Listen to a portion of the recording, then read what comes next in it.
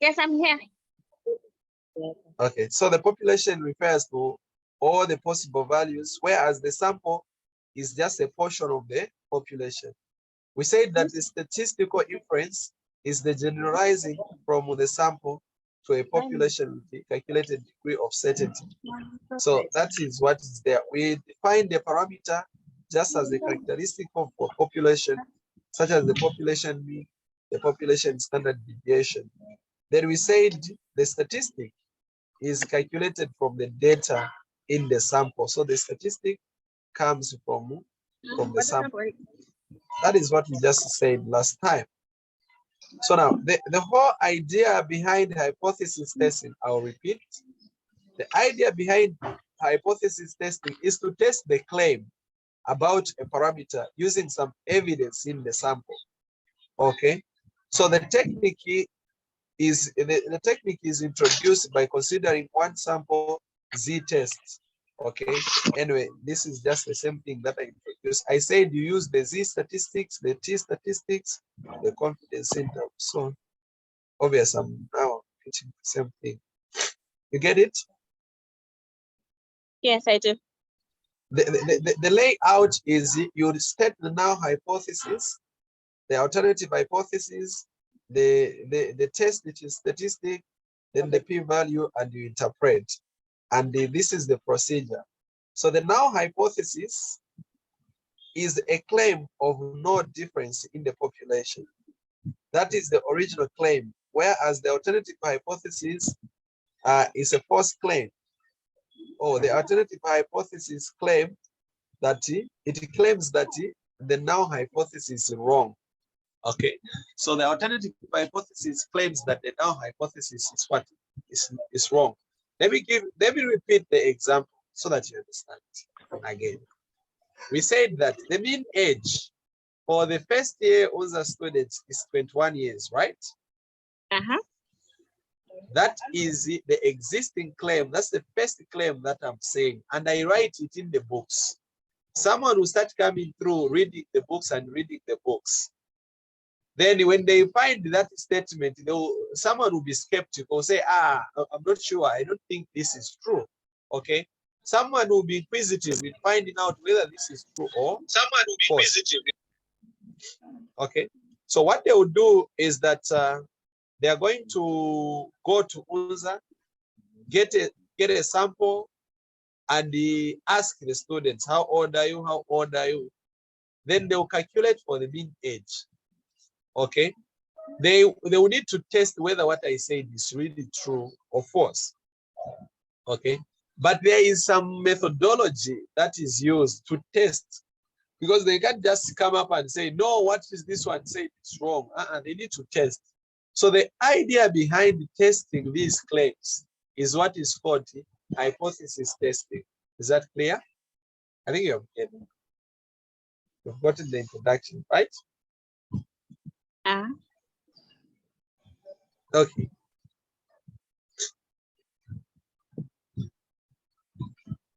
The problem is here now. In the 1970s, 20 to 29-year-old men in the USA had a mean new body weight of 170 pounds. Okay. These guys, they had the mean, which is the new body weight. The body weight was 170 pounds, right? And the standard deviation was 40 pounds. We tested whether mean body weight in the population now differs. Okay, so this is what you're trying to do. So number one, we have learned that the mean age was what? It was 170. So you want to test, was really true? Is this still 170 or it is different? That is what we are trying to say.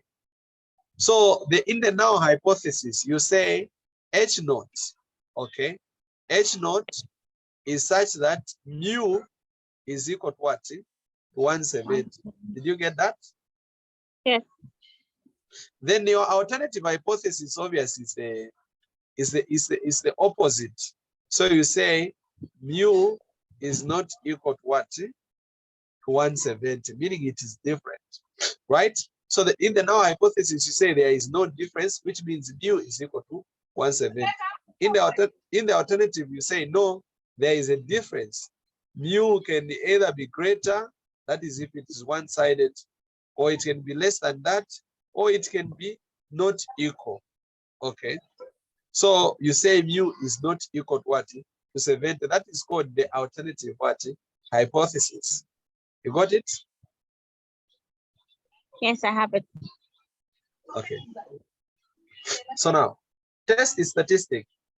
The test statistic is found by using the Z.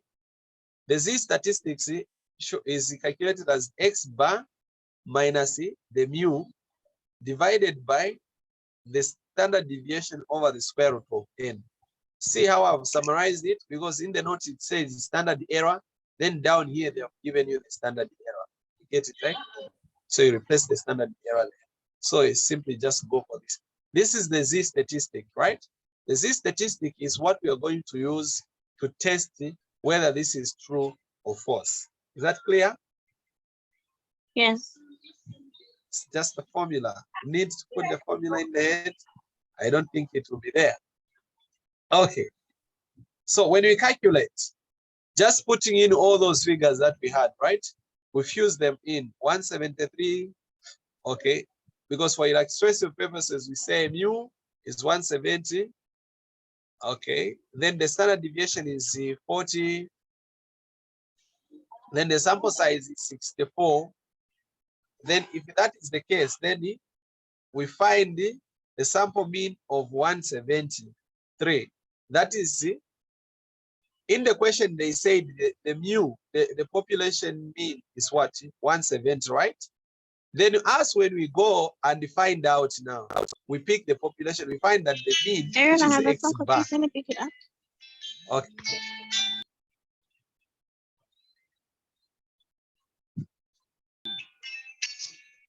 Okay, I was saying the population, that the sample mean, the mean that you got from, you have in the question is 170. That is called the mu, or the population mean. But when you got the sample and you calculated for the mean, you found that the mean was what? 173. Now listen, the mean that you get from the sample is what is called the X bar. Okay, that mean which you get from the sample after testing the sample is called X bar. But that mean you are given in the question is called the mu. Okay, that is the mu. So how you compute into this formula, X bar is the sample of mean, right? Minus the population mean divided by the standard error. You know the standard error is found by saying the standard deviation over the square root of what? Of n. Your n is 64, your standard deviation is 40. When you do everything, you get 5 as a standard error. So once you compute into this, then you find the Z statistics of 0.60. Did you get that? Yes, I did. This is the Z value now. Listen attentively. This is Z value that you have gotten. Okay. This is Z value that you have gotten. You need to test whether this is true or false. Then you go back to the alpha level, because for you to test, you need the alpha level or the significance level. In the question, they have not yet given you. Anyway, they specify the alpha level, the significance level. Let me check if they specify. They should have. Oh, they are not testing. They're just okay. It's slow. I'm going for the notes. Okay. Again, don't get lost by the way. Again, if we assume that the sample mean, okay, the sample mean now is 185, not 173. If now the sample mean was a 185, you could have said 185, the sample mean, which is X bar, minus the mu 170 divided by the standard error. Assembly, your Z would have been what? 3.00. Did you get it? So in short, they're just teaching you how to calculate the Z statistics. Have you seen how you calculate the Z? In short, have you understood how you calculate the Z? Okay. Now that you have your Z, no, there's not. Sometimes the notes have got a lot of unnecessary things, but you can just summarize the whole message. You never tested, you never did an example of any kind. Okay. There is no example here, but let me just explain something so that you understand. Okay, you will find an example in the, actually a lot of examples in the recordings that I sent you. So if you find that your calculated Z is a 3, yeah, for example, I'm just showing you how we can test the hypothesis. Then you're given your alpha level is equal to what? To 5%, right? Okay. If you assume alpha level is equal to 5%, are you following? Hello? Hello? Maybe your mic is mute.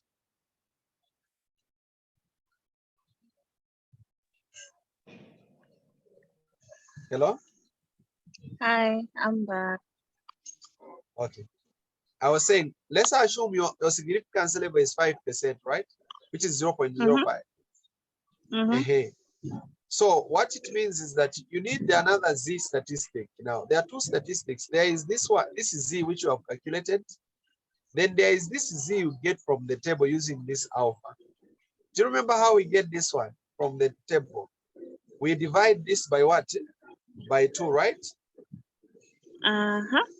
We get 0.025. Then you say 1 minus 0.025, you get 0.975. Are you following? Then Yes. you look for this value from that table. The way how you are finding the critical value, in short, it is the critical value. Then you look for this value. You move to the left, you find 1.9. Move upward, you find 0.06, right? Then you find 1.996. This is the critical what? The critical Z you get from the table. You get this from the table. So how you test the hypothesis? You are comparing between this calculated Z value, the 3.300 and 1.96. So how do you test whether this should be accepted or not? Your Z will be here, your critical Z, of course. You put your critical Z's in here. The other one is negative, the other one is positive. This is how you are written. Okay? Now listen. This is 3 you have found, this calculated Z. Check, where is it going to lie? Is it after this value or before this value? Hello? The 3, your Z you calculated, which was 3. Is it after 1.96 or before 1.6? It's after 1.96. Yes, this region. And we said this region is a what? It's a rejection region, right? Region. And this one is a rejection region. So we reject the null hypothesis, which was saying that the mu is 170, right? So we can actually say, no, it is not true that the mean weight is 170. It is not true. That is how you reject professionally, not just rejecting. No, it is not 170. That's how you reject. Is that clear? Yes. Then if it was falling within that range, the acceptance region, you would have failed to do what? To reject the null hypothesis. Okay. Yes. That is about the Z statistics. And the T statistics is still the same, don't they? Okay. What is it present? Let me talk about the P value as well before I talk about the T statistics. With the P value, it is the easiest way of testing. You know the P value? The P value is equal to alpha. Do you get that? The P value is equal to what? To alpha. So what you should do, you should just calculate for your alpha. If it is double-tailed, you divide this alpha by what? By 2.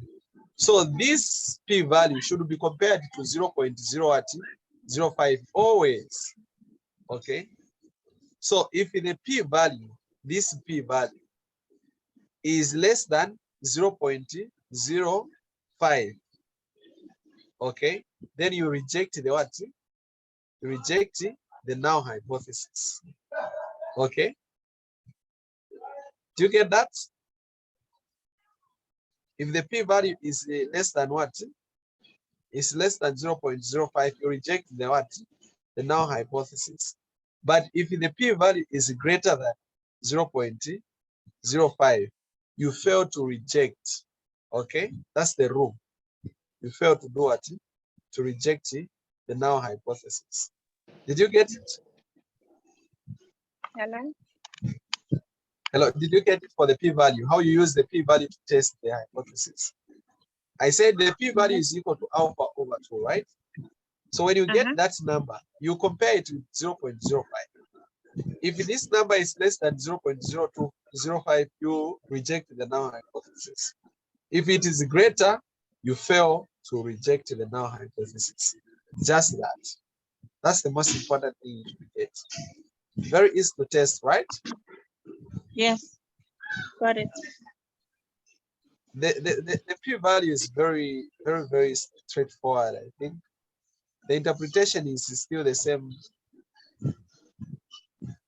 This is what I mean, what I'm explaining. Okay, I've already explained this. So sometimes you should just be understanding when I'm moving the slides fast. It's because I've seen that I have already said those things. So most of the times I say the things before the slides come. Yeah. So don't just be saying, no, he's just moving the slides fast. I'm not going through what I'm seeing. No, I get you. Yeah, so sometimes if I move fast, I know that I have already said that, so I don't want to repeat saying the same thing. Okay. I get you. So all this is just how to interpret the what they're talking about, how to interpret the p-value, which is something that I've already given and I've talked about that already. So there is no need of suffering. The Z statistics it's the same. We have said you state the null hypothesis, then the test the statistic is that one, which is the Z. You say X bar minus the mu over the standard error, which is this out of the square root of what? N. You compute that, and then you should find still. Okay? Okay. Oh, yeah.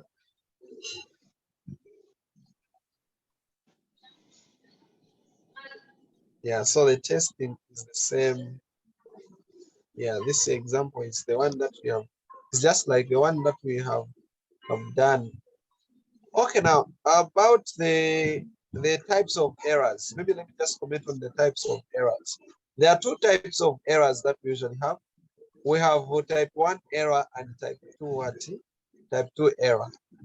Type 1 error is erroneous rejection of true null, rejecting the truth, rejecting the null hypothesis when it is actually what? True. Did you get it? Is it erroneous rejection of a true? Null hypothesis. Okay. When you reject the null hypothesis when it is actually true. Okay. Remember the idea behind the hypothesis testing is to test whether it is true, right? Then you find that it is true, then you make an error, you reject it. That is type 1 error. Type 2 error is retention of false null, meaning you fail to reject the null hypothesis when it is wrong. Okay. The decision rule is you have to reject it if it is wrong, right? The null hypothesis has to be rejected if it is wrong or if it is false. But if you fail to reject it when it is wrong, actually, you are making type 2 error. Did you get that? Yes, I did. Okay. Otherwise, there is nothing much. How do you calculate the sample size? Yeah, this is very important now when you are researching. So sometimes when you are researching, you will observe that you need to know how you calculate the sample size that you are required. It's difficult to know how big the sample size should be that you're going to select. So this is the formula that you use. Okay. The formula is this one. This is the standard deviation of the population. This is the desired significance level, of which I've explained what significance level is. It's alpha. And this is the difference in the what? The difference with detecting. That is in the means, right? In the means. Mu and the alternative mu. Like you see those parameters are actually given. Then the 1 minus b, this one is a desired power. Okay, 1 minus b obviously is 1 minus the confidence interval. Okay, 1 minus the confidence interval. And you get the z of that. Okay. Okay. So here is an example, a very quick one. The example is how large a sample is needed. Okay, how large a sample is needed for a one sample z test statistics at 90% power. Okay, the power is 90% and alpha is 5%. Okay, for the double tailed, of course. When the standard deviation is what? Is 40. So given that the mu's, right? The means are 170 and the alternative mean is 190. So we need to find the difference between these two, right? I've said according to our formula, we need to find the difference between these two, this one and that one. Okay, so the difference between them is negative what? Negative 20. So now you just compute into this formula. You put your standard deviation. You put, this is a critical value. This one is a critical value, the one that you get at 90%. Okay, the critical value at 90%, not at 5%, no, at 90. This one. Then this one is a critical value that you get at 5%, right? This one you get it at 5%. And then you just square them and divide, you get 41.99. So since this is the population, it's a sample size, you should round it to a decimal number, which will be 42, right? So you need the sample size of about 40. Hello? Hi. Are you talking to us? I'm talking to you now. Yes. You're saying something? No, I was on a call. Oh. Sure. So I call for questions. Any question?